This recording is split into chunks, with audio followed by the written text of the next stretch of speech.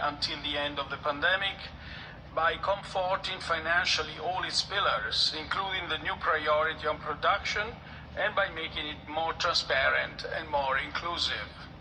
Let me now turn to Chancellor Merkel of Germany. Dear Angela, the floor is yours. Ja, lieber Mario, liebe Ursula. Dear Mario, dear Ursula, dear colleagues, I'm delighted to have the opportunity to be with you today, and I would like to strongly welcome the initiative taken by Italy to host this health summit today. I believe it comes at the right point in time. Despite the immense progress we have made with regard to research into production and distribution of vaccines, it is fair to say that this pandemic's grip on the world is still tight. We are facing a host of new virus variants which we have to address and tackle. Thus, today's debate is ever so important. We've all learned the lesson that the pandemic will only be over once everyone has access to vaccines. So this makes it another priority issue during our discussion to date. As early as in 2017, when Germany had the presidency of the G20, we started focusing on health and pandemic preparedness and placed it on the G20's agenda. We set up a global plan of action and carried out a pandemic exercise. And nevertheless, we had to state that last year, when the pandemic held us in its grip, we were not appropriately or sufficiently prepared. And this is why Germany and I personally support the Declaration of Rome, which outlines the important aspects of future work.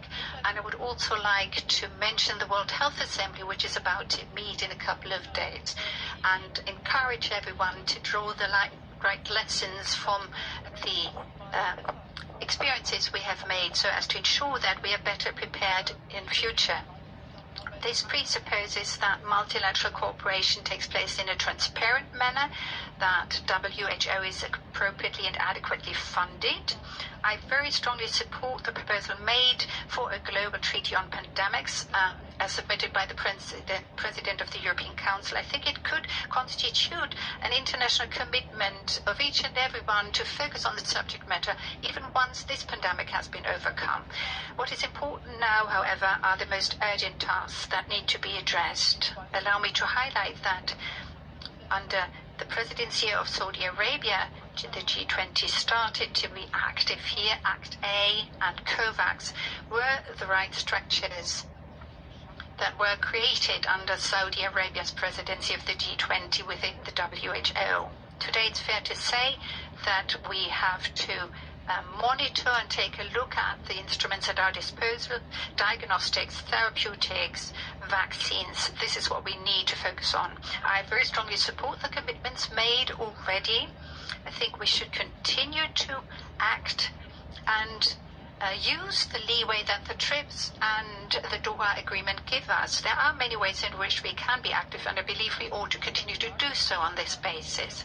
As far as Germany is concerned, we have already made available 2.2 billion euros for ACTA's work, more than 1 billion for COVAX, the vaccination pillar of ACTA.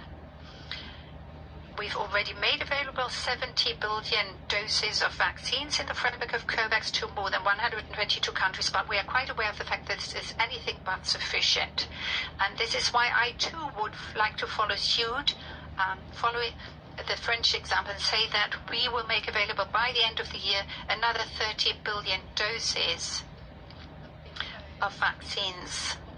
For the money invested in COVAX is not sufficient guarantee that this will actually be translated into doses of vaccines being distributed right now. It's very important that we increase the production and manufacturing of vaccines everywhere on all continents, and I say that especially with an eye to Africa. This is why I welcome the fact that COVAX has set up a working group that focuses on the manufacturing of vaccines. The European Union will cooperate closely with this working group. I call upon all companies, governments, international organizations to do their bit and participate here in order to ensure that the global production of vaccines can be improved and that we focus on this in the years to come, because what we have to expect is that this pandemic is going to be with us for quite some time to come. Building and expanding production capacities in a number of countries is already underway. Africa ought to be our focus here now, and I want to be very clear in that regard. Only 1% of vaccines required is being produced on the African continent right now. This is something that needs to be expanded beyond the present pandemic of COVID-19.